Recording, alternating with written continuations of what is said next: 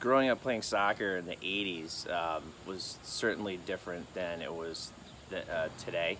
And actually, there's a pretty obvious demarcation line where philosophy kind of changed for soccer, and I'll sort of lay out a few events that made that change.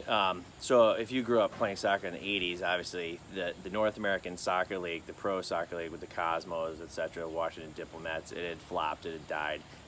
So the notion that pro soccer was going to survive in the U.S. was kind of a thought that was it didn't have a lot of positivity behind it. But at the same time, there were millions of kids playing soccer for the right reasons, playing soccer for health purposes, to play outside. They weren't playing because they were trying to be pro. At best, you might be playing at Indiana or Connecticut or Maryland or Notre Dame or something. But afterwards, there wasn't thoughts of going to play professional soccer in the U.S., never mind abroad. If you ask your average soccer parent if they could name two players from outside the U.S., they might be able to name Pele, and it would probably end at that. So anyway, what was good about that was that the expectations were low. People were doing it because it was seasonal, because it was low cost, because it was healthy.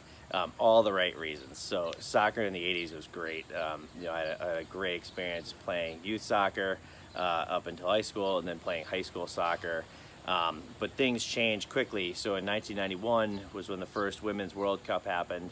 And then 1990, the Men's World Cup team made it for the first time in 50 years, since 1950. 40 years. And then 1984 was when we hosted the World Cup here in the United States, including the Silverdome.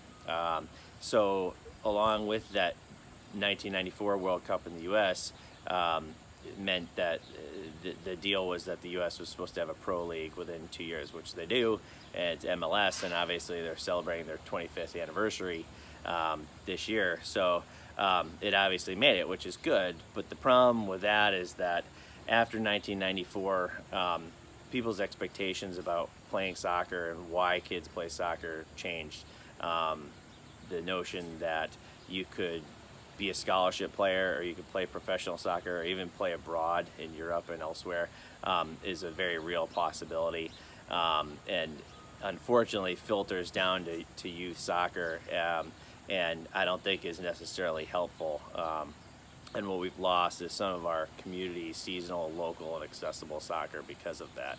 So with the professionalization and with the commercialization of the sport, we've had better entertainment soccer-wise for soccer fans for sure, but the opportunities and the experience for kids is probably not as good.